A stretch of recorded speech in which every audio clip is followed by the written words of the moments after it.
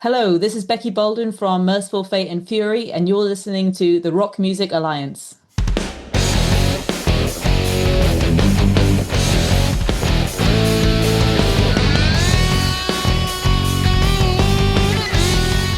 Welcome to the Rock Music Alliance interview sessions. I'm your host, Cole Coleman. On our show today, you know her bass playing from the UK metal and power metal band Fury. Also, the alternative and rap rock artist Delilah Bon and legendary metal band Mercyful Fate. Welcome to our show, Becky Baldwin. Hello, thank you for having me here today. We're going to sample a couple of the latest releases that Becky is on, which are from the band Fury. But first, Becky, it looks like the previous 3 years or so of your career have been pretty thrilling with joining Mercyful Fate as a full band member. How did that come about? How did you first meet Mercyful Fate?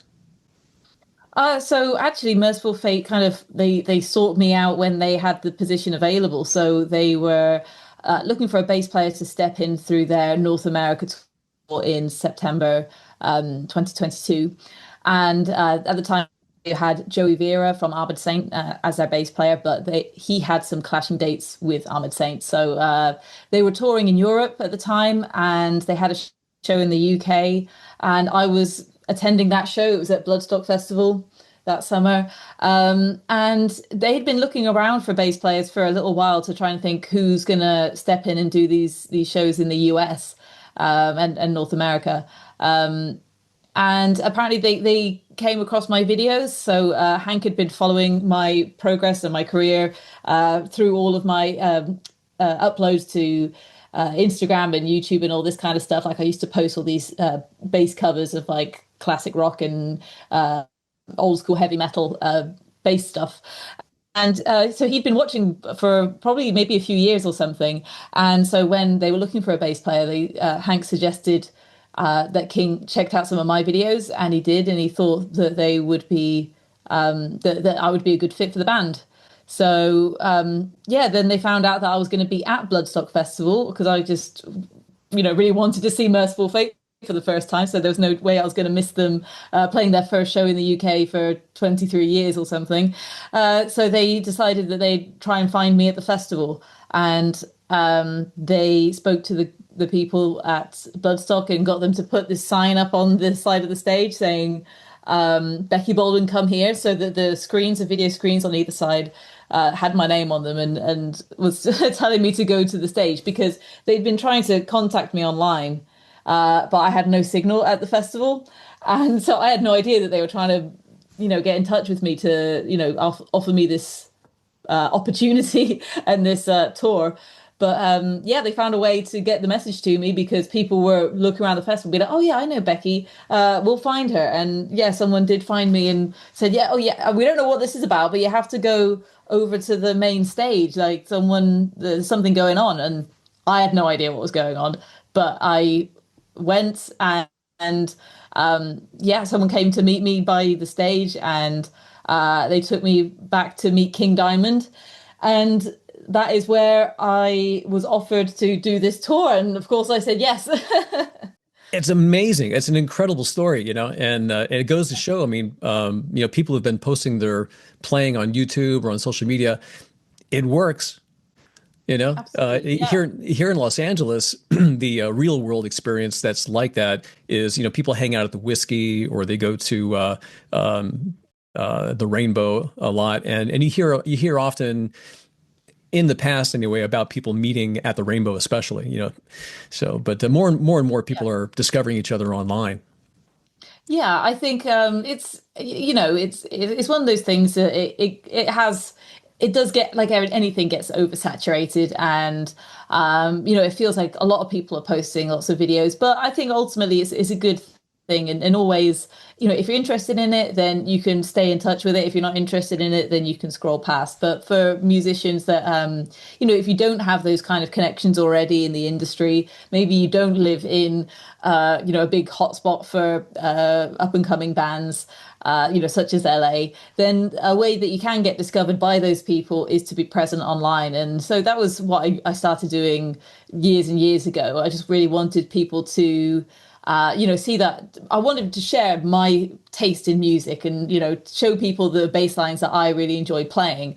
But it's also kind of almost like an online CV, like, this is my ability. This is the kind of stuff that I like to play. So it kind of had a double-edged sword, I suppose. Like if that's the right term of phrase, actually, I don't know. But it served both as, kind of created an audience for me because a lot of people who were just interested in the kind of music that I played, like the covers of like old school metal stuff, and they're interested in hearing the bass lines for the first time. But secondly, I guess that became more apparent later on when Mercyful Fate got in touch with me was that people who were actually in the industry and were looking for someone to hire were also looking at these bass covers. It was reaching those people as well, which is I'm not sure. I definitely didn't expect someone of that caliber to notice, but it was really great they did. It's amazing. Yeah, people are watching. It really is amazing. And the other part of the story too, I mean, being at the show and being called to the stage, amazing. Yeah, yeah, and so at the time, of course, I didn't know any of the songs, so they did their show just as normal. But before that, before they went on, they invited me onto the stage and just like asked me just to say hello to the crowd because I've played Bloodstock Festival a bunch of times on some of the smaller stages, but never stood on the main stage. But it was nice to stand on the main stage and say hello to everyone. And they just said, everyone meet Becky. Like you're going to be seeing more of her in the future, we hope. And everyone was just like, "What's going on here?" Like the audience had no idea what was going on. And I still couldn't tell them for months afterwards until I could make the official announcement. But it was interesting watching the Facebook groups and the message boards of like the Bloodstock groups speculating what that could have been. But yeah, it was a very exciting time. Amazing story. Well, what was it like, and how did you feel, to step out onto the stage as a band member of Mercyful Fate? I was very nervous, of course. So I mean, the first shows that I did, I was just filling in, and I knew that Joey would be back on the next tour.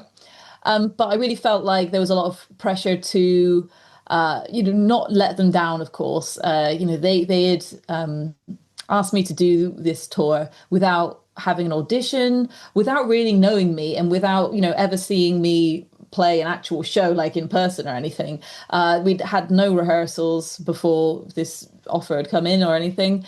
So they put a lot of faith in me, and I really just didn't want them to regret that. So yeah, like it was an incredible feeling as well, of course, to see the crowd and just how like kind of the range of the crowd at the moment for Mercyful Fate is brilliant because sort of older people, of course, that started listening to them when their first albums came out in the 80s. But it's really transcending. It's like crossing over to different generations, to younger people as well, which is fantastic. And yeah, to see them all out there and receive the kind of feedback that I did. They all kind of accepted me as the bass player for this tour like very quickly. And then later on when I joined, and I was already established like when we played in Chile, that was the first show that I played as a permanent member. And the crowd already knew who I was. They were like, "Oh, Becky," and like they were chanting my name as I was about to go on, and it was an amazing feeling.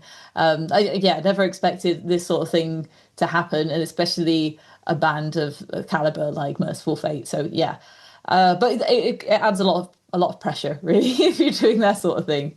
Oh, I can imagine. I can imagine. I mean, you must have been rehearsing, 24 hours a day.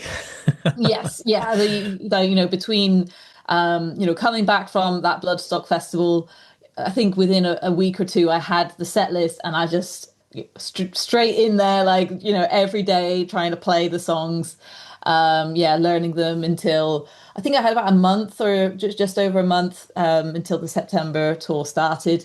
And it was okay. Like it was enough time. I was already familiar with the songs enough, structurally from listening to them. that it was fine. But it was just, yeah, a lot to fit in. I also had like some tours with my band Fury, so it was a lot to fit in and like a lot of pressure, a lot of stuff to sort out with like visas, and I'd never toured at this level before, so I didn't have a proper flight case for my instrument, and all the places that I was gonna get one from was like sold out, and I don't know, there was lots of things that felt like a lot of pressure and a lot of stress get leading up to it. But once we started on the road and I was a few shows in, then those kind of anxieties subside a little bit. Remarkable. That's great. So, is there any word of any new music coming from Mercyful Fate? Yeah, so I've heard a bunch of the demos, instrumental demos, and I have heard some of King's work, like recording his vocals over the top. So yeah, they are in the works. I can't say when those will be released, but yeah, like there is stuff happening. Like there will be another Merciful Fate album. Is there any chance that you'll be a part of that writing process? So in terms of writing, for me, it would just be writing my bass lines. So like structurally and like the riffs will be written by Hank and King. But I have quite a free reign over the bass lines that I put in, so I can kind of suggest anything that I like, and we will just have to kind of collaborate on that with Hank and King. And but I think we both have the same kind of vision. Like we're old school fans of like the old school way of heavy metal, and we want to be respectful to Timmy Hansen, the original bass player, and kind of capture some of the spirit and like how the way he used to play. Like I was a big fan of him, and so it has influenced how I play. So I don't feel like there's going to be any butting of heads. So it's like I want to play this, and I think this is right, and I don't think there's going to be that much pushback from Hank and King. But so I'm really looking forward to it, and looking forward to recording my bass lines. I think it's going to be, I think it's going to be a great album. Yeah, well, yeah, I think a lot of people are going to be looking forward to that, and it'll be great to have you being a part of it. Yeah, thank you. Yeah, this is just, yeah, I never thought I'd expect this. Just doing those shows back in 2022 was brilliant enough, but to know that I could join and work on an album, I think that's just, yeah, another level. Absolutely. Well, moving to Delilah Bon, aka Lauren Tate of Hands Off Gretel, do you get to track bass for her when she records? Oh no, actually, so Delilah is completely self-sufficient, like self-produced. So all of her recordings are basically her in her bedroom. She records all of the bass and guitar tracks, and yeah, produces all the layers, and writes all the drum parts, programs them all.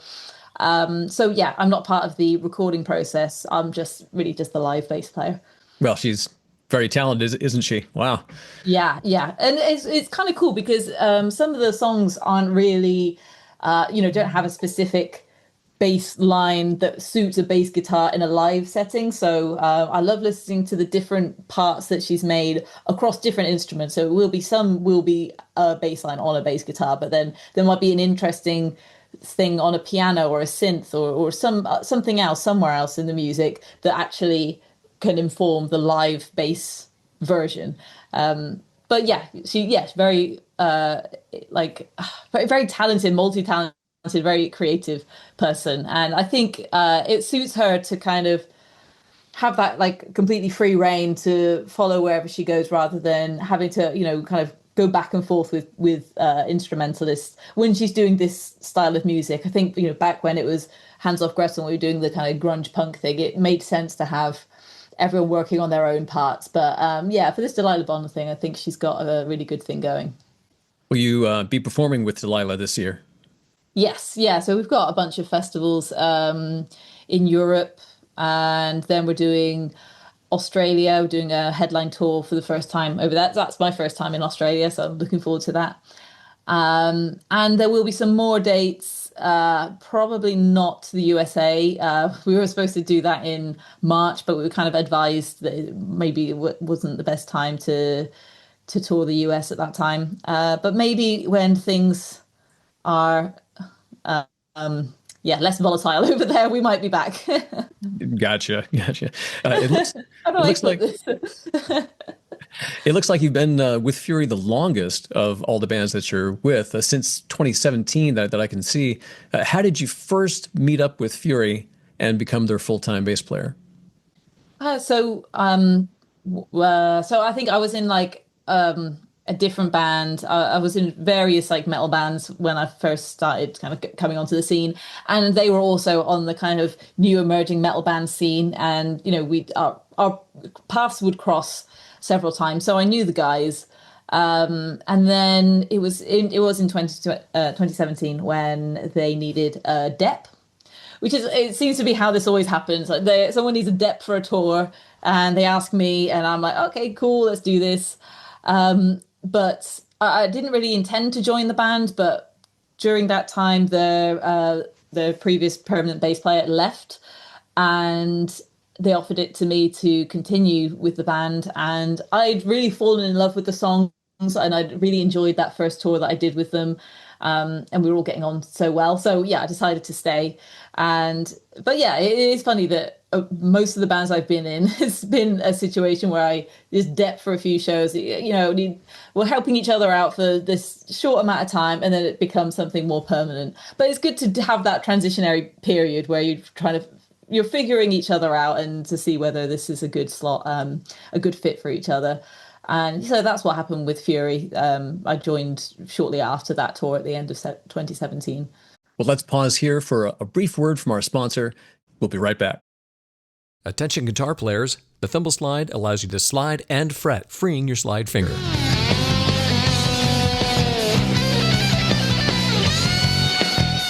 The Thimble Slide is a mini guitar slide designed to be worn on the tip of your finger, about halfway down your fingernail.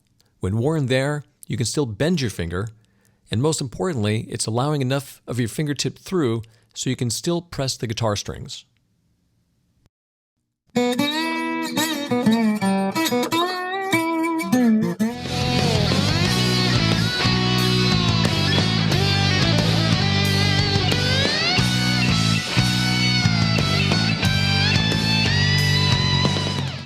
With its patented shape, you can slide and fret while wearing the Thimble Slide.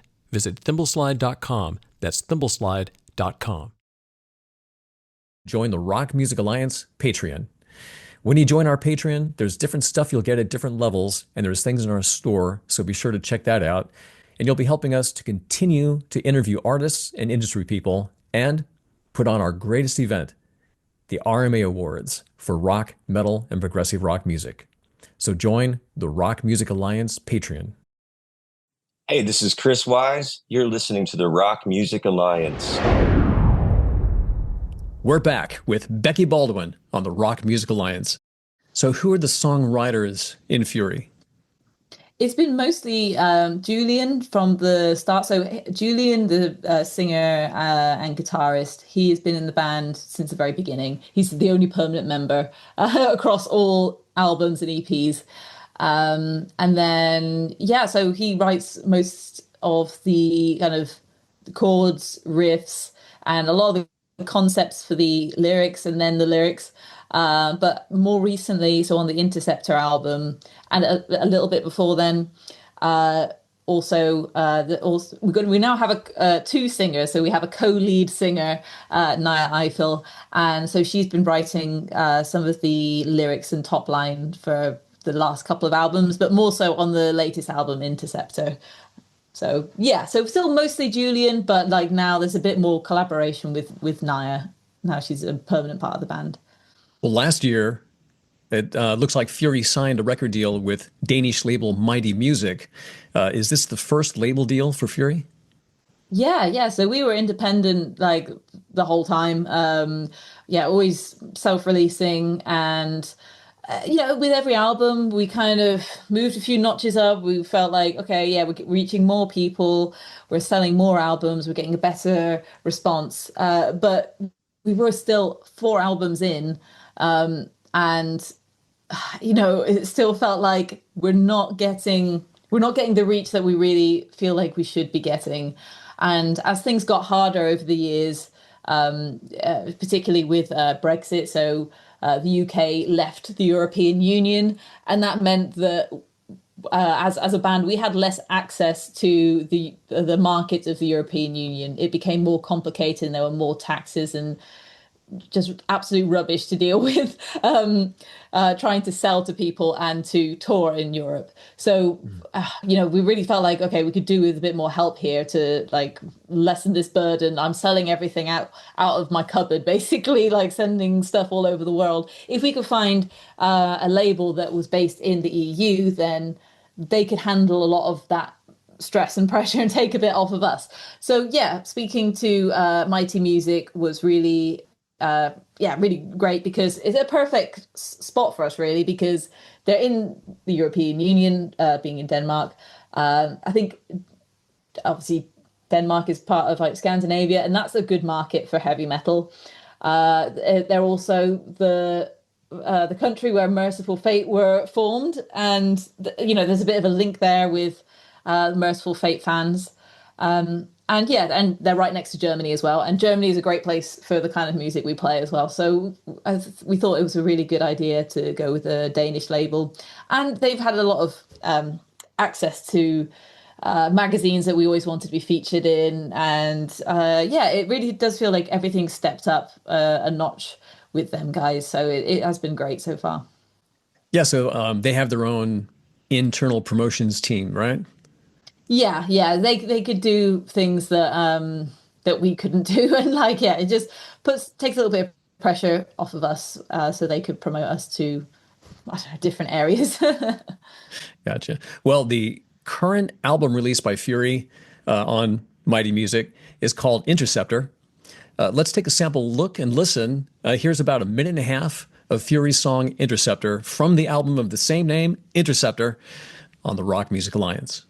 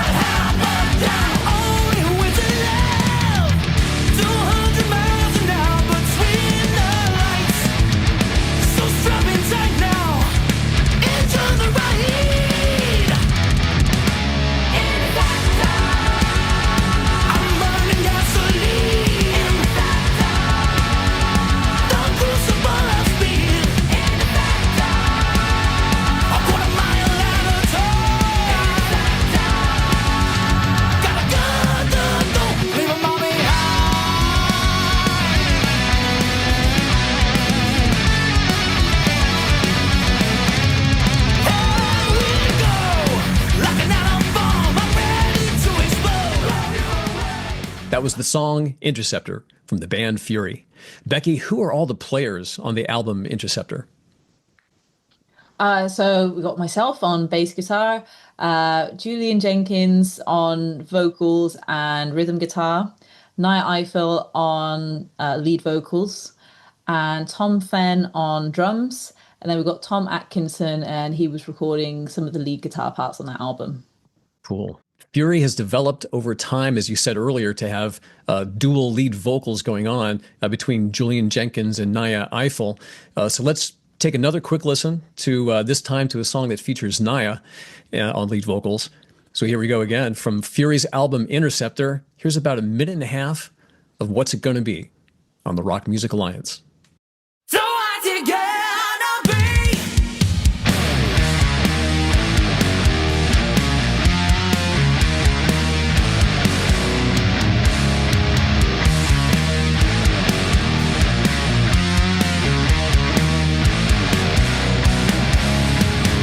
You don't wanna do this. You think you have to get through this.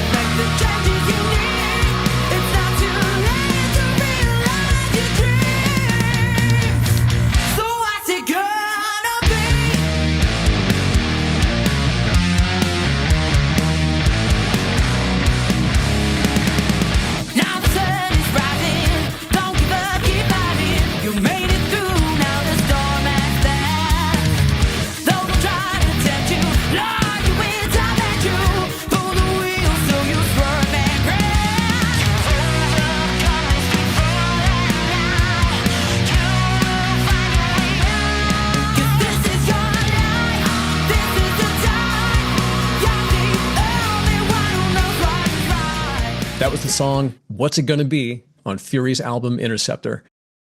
Does Fury have a producer, Becky, that you guys like to work with, or do you produce yourselves? So for this recent album, Interceptor, we've started working with Todd Campbell.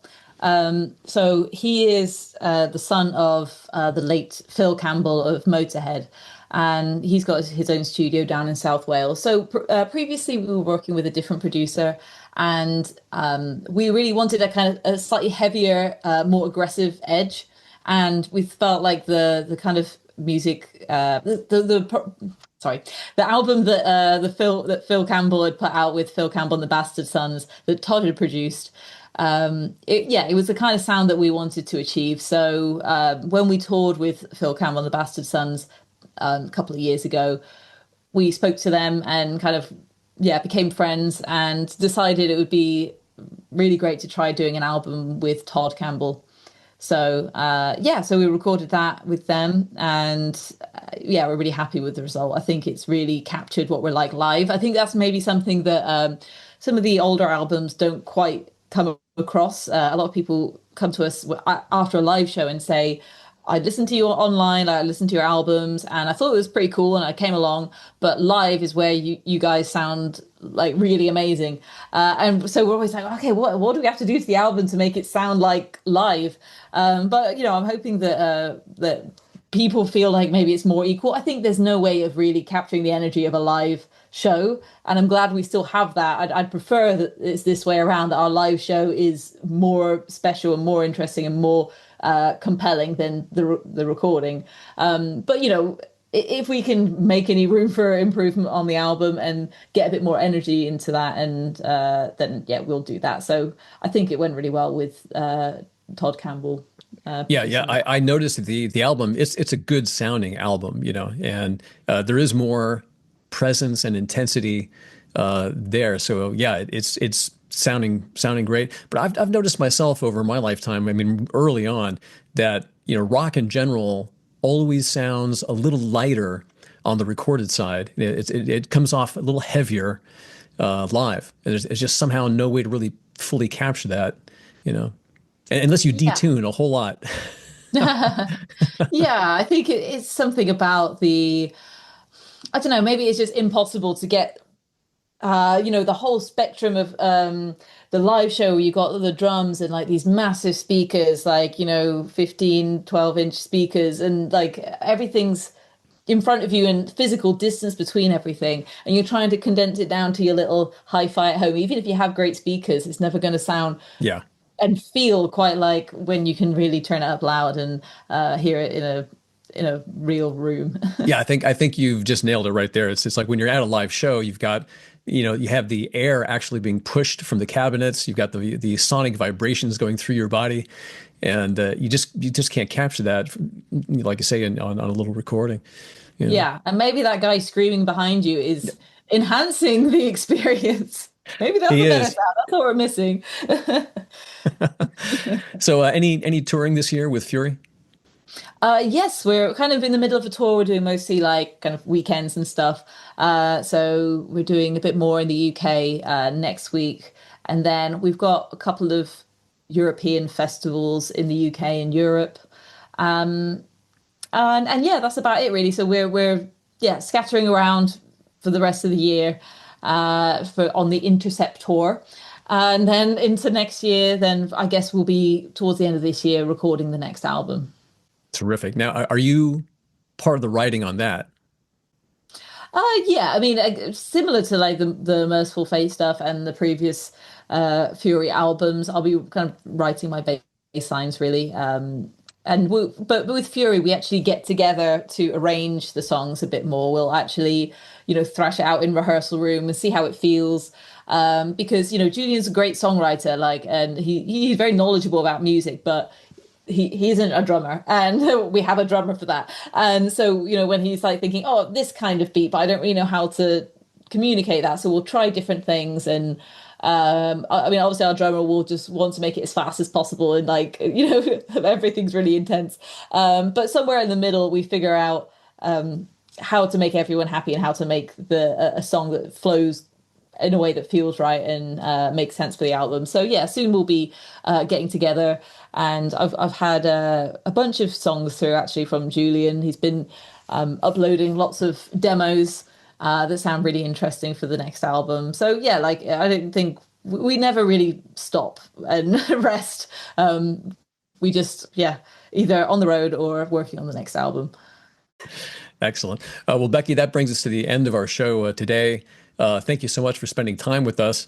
For people listening, keep in touch with Becky and her rocketing career at beckybaldwinbass.com and, of course, on social media. Anything else, Becky? No, I think you got it all. Thank you so much. That's brilliant. All right. Well, Becky, thanks again for being my guest today on the Rock Music Alliance. Thank you. Tune in for part 2 of my conversation with Becky Baldwin. We'll talk about Ozzy Osbourne, her early days growing up, and a run-in with deepfake AI on the very next episode of the Rock Music Alliance. I'm Cole Coleman, and for the Rock Music Alliance and the RMA Awards, thanks for watching and listening.